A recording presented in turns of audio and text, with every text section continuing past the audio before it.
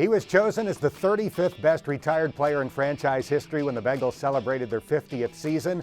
The starting center on the 1988 Super Bowl team, Bruce Kozerski.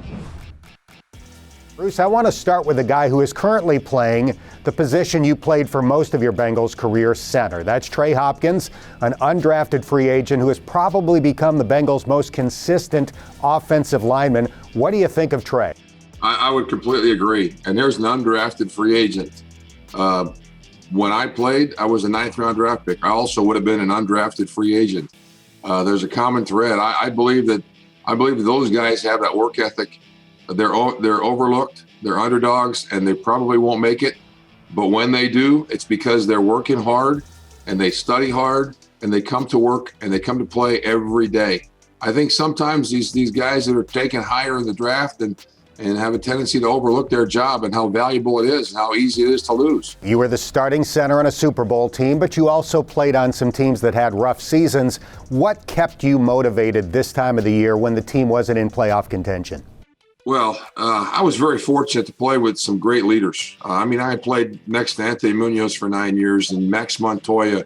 I played in front of guys like Kenny Anderson and Boomer Esiason, and these guys came to work every day. They came to practice every day, and when they left the field, they were tired, they were exhausted, and they studied hours and hours of film.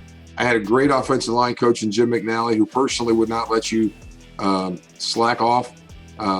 But I think that was the biggest part of it. You became a pro. You played with guys that were professionals. You became a pro because you wanted to be like those guys.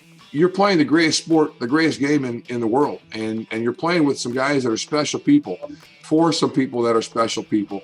And it's a privilege. Monday night, Ben Roethlisberger and the Steelers are coming to town with a record of 11-2. What must the Bengals do to have a shot at pulling off the upset at Paul Brown Stadium? I haven't seen a Steelers team struggle running the ball this bad in years.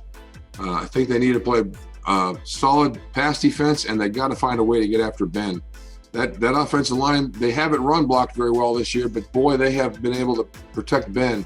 I think the Bengals have to play their best pass defense of the year. They have to be able to get pressure on the quarterback.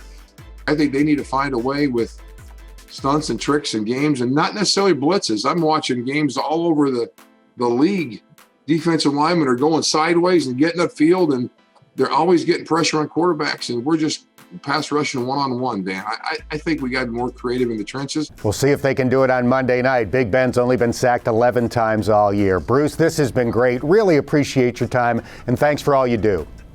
Thank you, Dan. Appreciate it.